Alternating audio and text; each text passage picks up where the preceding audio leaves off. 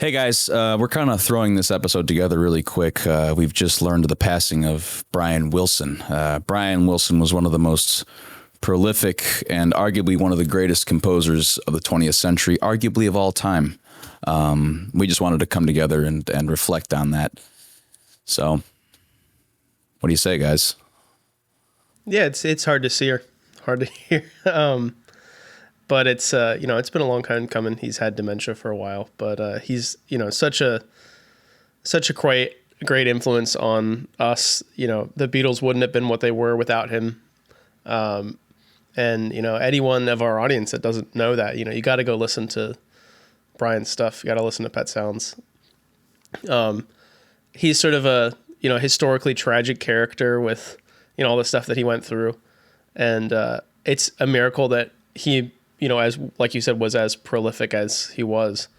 So I'm so glad we got to experience his output.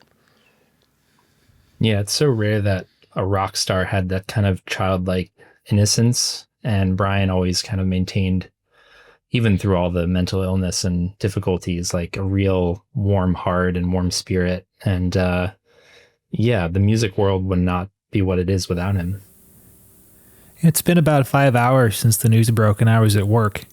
And it was both unexpected and unsurprising at the same time, because he was getting up there and he's had some health issues. But I think a lot of people may relate. On my commute home, I was just mainlining Beach Boys, just going through my whole playlist of all my favorite tunes.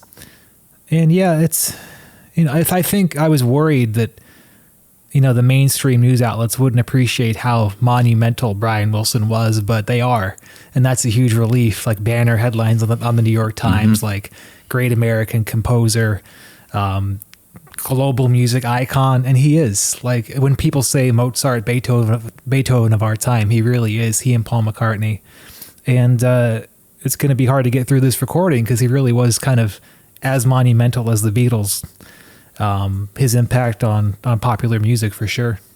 I mean, that's a good way to put it, because I think he was more than just a boy band face. Obviously, he was a composer. That's what I would classify him as, more than just. He was a performer, a composer, a producer. He was everything. This hits hard. It really does. It hits very hard. Did you guys get to see him live ever? I never did. No. I had the chance, but didn't. 2016 50th anniversary Pet Sounds show in Atlanta when I was at Georgia Tech. And it was a little hard watching him then, because you could tell his mind was starting to go, and he was definitely reading off a sheet for remembering some of the lyrics. But it's great. I'm glad I can say that I got to see him, and that's a really cool thing. I'm actually surprised that you guys didn't get to see him. I would always check YouTube for clips to see kind of how he was doing. His band came to the Man Music Center here in Philly every so often. And even, I think, post-pandemic, he made an appearance. But I just kind of knew, it seemed like, I don't want to say elder abuse, but he didn't seem like he was quite totally there. But for me, like, it's such a great story because of all of his struggles. But to come back and finish the Smile album, one of my favorite YouTube videos is the 2004 performance he did, just going through the entire Smile album, and he was in smiling. Peak performance. He was actually smiling. He was smiling. Yeah, it was phenomenal. It couldn't have been a better time to do that, with the band he had, the musicians that were surrounding him and supporting him as well. You can't. And speaking of Smile, I'm sure we can all agree that it's probably one of the greatest pieces of music ever composed. I've been listening to I don't know if you guys have heard, do you know who Day Limbs is, the AI online guy? Yeah, yes. He's done some Beatles stuff. He's actually inserted like John Lennon's vocals into New, the Paul McCartney song New, and I think Paul has actually heard it. But long story short, he's a huge Beach Boys fan, and he's done, I think, the best mix of Smile that I've ever heard. And I may surprise you guys with it after this, because he does something at the end of Surf's Up that I started to break down on the train when I heard it. It was just so moving. He does the key change. He goes up. Spoiler alert, Dom. Yeah. Well, sorry. I get excited. It's incredible. It's incredible. Yeah. And I think big picture for me, Brian had a way of really tugging at your heartstrings. Yes. For someone who is, as Sam said, kind of childlike in his wonder, he knew how to translate complex emotions into sound in a way no one else really can. Even Paul and the Beatles really couldn't do it as well as he could. Like He made had a more than real just gift. music. So much more than just music. It was something you felt, you experienced. It made the listener really think.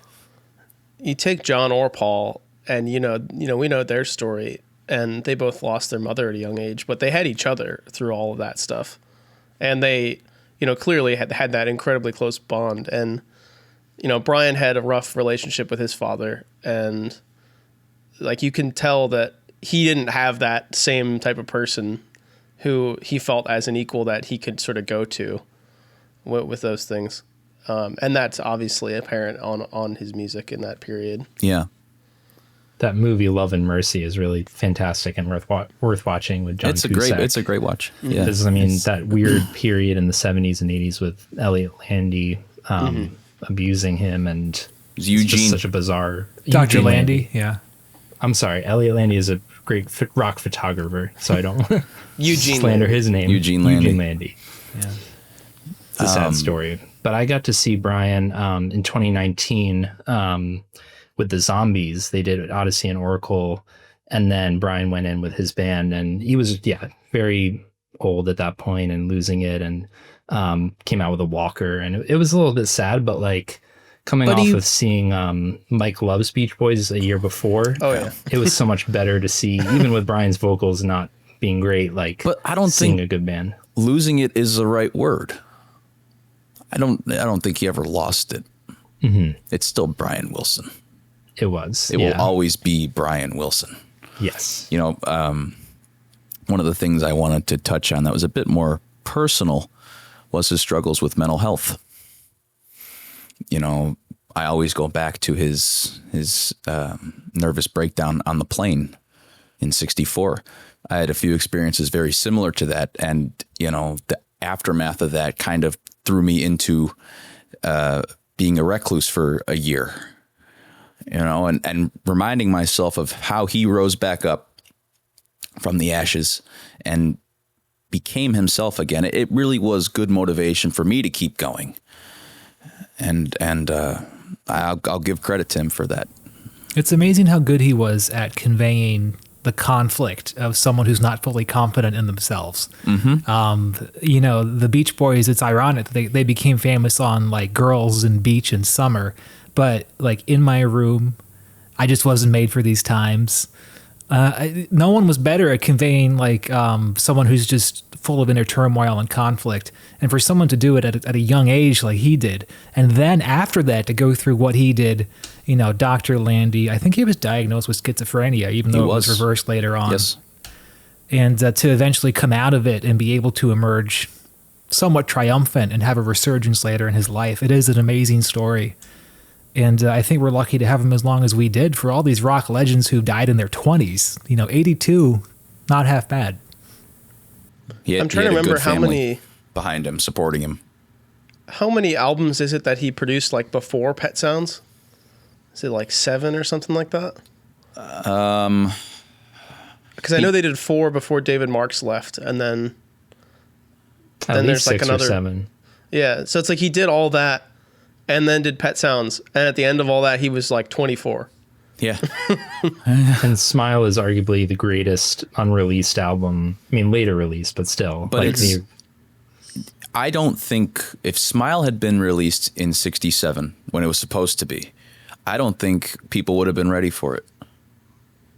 It would have flopped. Critically, I think it would have been, people would have been like, yeah, this is incredible. But the public, I don't think they would have been.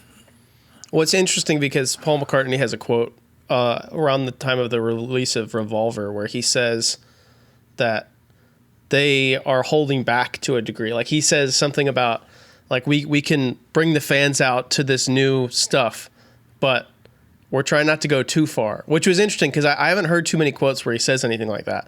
But it's crazy that they're sort of conscious of the idea of holding back at that point when they're already doing Tomorrow Never Knows. Like the fact that they could do that and say we're holding back is kind of crazy. And, Brian, that you can tell from the way he talks about these things that he was never holding back in any of the music he was making. And you certainly see that with like what he was trying to reach when he had that breakdown when Strawberry Fields came out. And, you know, you sort of wonder like how things might have gone different. Maybe if even that hadn't happened in the same way, would he have finished Smile then? Well, again, this kind of speaks to the kind of person he was, at least from the standpoint of a fan and a consumer. He did things because he wanted to. He didn't do it because he wanted to stick with a formula and make record sales. He went with his gut, his heart. There is that like Bob Dylan quote that's been circulating, which is like, you should donate that ear to the Smithsonian or something like that. And the moment that for me, like I always loved the Beach Boys, but during the pandemic, I got really into them. There was a podcast I listened to called Political Beats, ironically, but they're a political podcast that does deep dives into bands. And they did the full chronology, like a 6-hour episode of the Beach Boys. I had never heard any of the post Pet Sound stuff ever, the 70s stuff, which is really good. Like there's a lot of hidden gems there. Sunflower is a great album. And Surf's Up as an album is great. There's a lot of Love You is a really interesting album. But Friends is great. I have a really weird quote, if I can interrupt real quick. Sure. I don't want to break your No, go ahead. I'll come back to it. So, just as a funny thing with the 2020 album, that has Get You Back on it. Is that right? Yeah. Well, it wasn't 2020. Or what album is that on? It's from like 1980, I think. Love You? 87 or 88 was when Get You Back came out. Okay. Well, so before I got into any of this 60s music stuff, I heard that song when I was probably like 7 or something like that in the Herbie reboot, Herbie Fully Loaded with Lindsay Lohan, because it's in the intro sequence. And I didn't know who the song was by. I just loved that song. And then I heard it again in like 2015 and I was like, wait, I haven't heard this in 10 years. It's a great introduction of the Beach Boys. Really weird introduction, yeah. Get You Back, yeah? Yeah. That was weird music video. It's a great tune, which also has Brian doing his falsetto, even when he claimed and other people claimed he couldn't do it anymore. But this shows you he could do it. One of the great voices of rock and roll. Yeah. It goes back to him bouncing back. He was Brian Wilson. He became Brian Wilson again. Big teddy bear. Thinking about like if Smile. Ahead, Sam, sorry, Mike. Again with Smile, like if that had been released, you think about the Beatles' output would have been so different. Like it might have pushed John to be more experimental earlier on, or Paul could have gotten deeper into Baroque music, or who knows what. You sort of wonder what it does to that 50s rock revival in '68, because everything started to pivot to that because they had like Psych Burnout. That was the Americana that came about, was the folk revival. But what Smile was an Americana that was almost more like John Philip Sousa type of revival. It was a pop symphony. That's what he did. He wrote pop symphonies. Derek Taylor has that quote about, he calls Good Vibrations a pocket symphony. Exactly. That's a great You quote. wouldn't have Bohemian Rhapsody without Good Vibrations. His perfectionism, I think, worked to the advantage. That's a great point. I want to kind of go back to what I was going to say. That actually is a great transition. The moment that I kind of realized his genius fully is the Pet Sounds Sessions has outtakes that kind of convey Brian in the studio directing the Wrecking Crew. That was the band, right? The Wrecking Crew? Yeah. And you can literally hear on God Only Knows, he's telling like the French horn to slur the note in a particular way. He's directing the drum fill to not be unsnared, but to have the snare. All the moments of that song that you love, he had in his head and created through his direction of the orchestra. John Lennon couldn't do that. George Harrison couldn't do that. Maybe Paul could have done that, but he's had his chance to direct an orchestra with mixed results. Yeah, his ability to control the studio, command a studio, and create sounds that really like hit at your heart. That was intuitive, and he was born with it. Yeah, and that is Phil genius. Spector kind of level of production. Right. Mike, I love those outtakes because it really shows you, like you said, he has everything in his head. What Every song last is it? thing.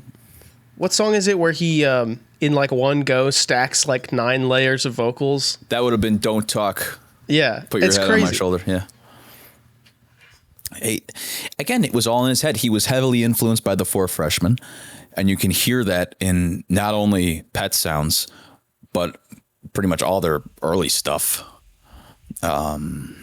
Also Smile, everything. And talk about like true greatness. Like he knew on God Only Knows, the best song he'd ever written, I shouldn't be singing lead on this. Carl should be. Yes.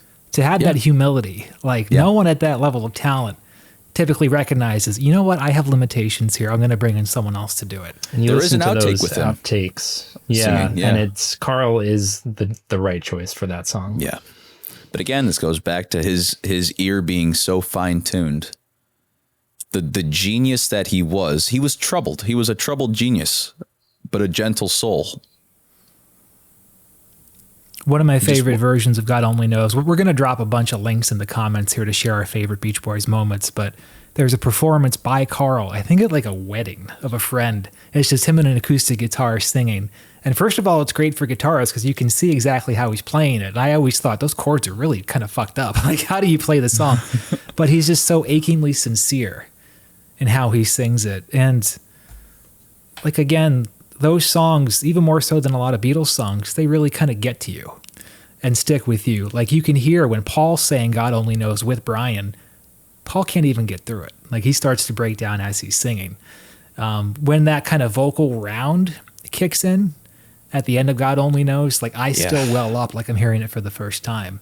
It's magic. It really is magic. Yeah. That's something Paul was always very different about with his songwriting was, especially in contrast to John, he wasn't writing about himself. He was just writing, I was like, this is a song. This is just something that's sort of some character or some, and then especially once you get into later years, it's becomes entirely separated from him. Like the words are texture. They don't have the meaning in the same way. Well, it's so funny because like we had that story of Brian like breaking down after hearing Strawberry Fields. But if you think about it, I Just Wasn't Made for These Times is like the proto Plastic Ono band. He's just like, sometimes I feel very sad. Sometimes I feel very sad. It's like the end of Mother, where he's just screaming the same thing over and over again. It's pretty avant-garde, like ahead of its time. Talk about like a melancholy song. Like he was really like doing Sgt. Pepper stuff before Sgt. Pepper. Caroline No is also another favorite. Just his raw emotion on that whole album, not just those two ones, but the whole thing. It really hits. It hits you. It gives you an insight as to what he was going through internally. Yeah, and this is a very hard pill to swallow. Really, we lost one of the greatest musicians of all time. It's funny, I was thinking about ways to flesh out this discussion, and I was thinking about listing our top 5 favorite Beach Boys songs, and I started making my list at work. Don't tell my employer, but I started making a list at work. And I hit 5. Then I was like, no fucking way can I stop at 5. Like, we're going to do 10. And then I was actually exceeding 10 at that point. There's no other band I can say besides the Beatles where that's true. Yeah. All killer, no filler, as they say. Yes. It's like picking your favorite kid.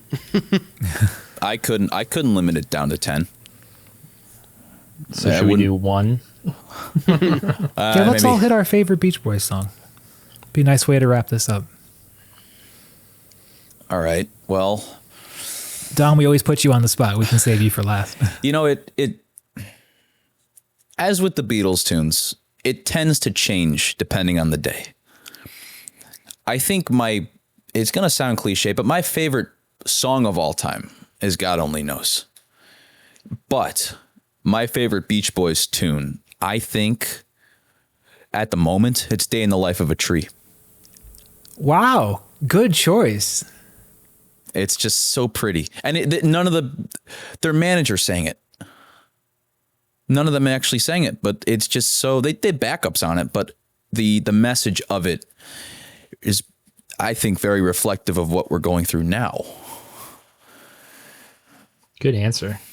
That's my answer. Deep cut for sure. Yeah, that was on my playlist. That podcast I listened to went through that really melancholy period of Brian's life. Yeah. Because what's the next song called? It's not Surf's Up, but it's another kind of death themed song. It's Till I Die. Till I Die. Yeah, he is very blue. That's also the ending of that tune. The fade out is just gorgeous. All right, Michael, how about you? So this is another deep cut. I think the best one is obviously God Only Knows. I think it's objectively the best song of all time. And Paul McCartney and George Martin would agree. And I'll defer to their opinions. This is a deep cut, and I'll put a link in, but there's an outtake of I'll Bet He's Nice from the Love You album. And the outtake is just like a cassette recording of a demo of Brian playing the song to the other Beach Boys around a piano, and they've never heard it for the first time. And you can hear like he's hesitant, like he's not totally confident in himself, but he starts to sing it. And to hear the other guys react to it, they're just like completely blown away. Like that this guy, this kind of shell of a guy, could still produce that kind of beauty. They're just like, they literally say, "Oh my God," as he starts to sing it. And it really is striking that someone who's kind of that damaged and at that point in his life still has that talent. He was always Brian Wilson. Dom, that was very well said. I feel like I'm hopping through quite a few. It's like you said, it's very hard to pick just one. From a production standpoint, I'm always going to go back to Good Vibrations, which it's just like, I think it's produced. I mean, you know, people might not agree with me. I think it's produced better than basically any Beatles song. It's just like, it's got the wall of sound in a way the Beatles never attempted to do it. I mean, you could say A Day in the Life is comparable, but they're going for two very different things. Good Vibrations is just like the best thing Phil Spector ever could have made. Yeah, so, and you know, it's otherworldly, and it's somehow like all encompassing, and it's succinct at the same time. Like everything that is there sort of needs to be there for the song to be complete. Like you need that theremin bit, and you need the cellos, and it just goes all over the place. But then I mean the stuff before that is what I'm most familiar with.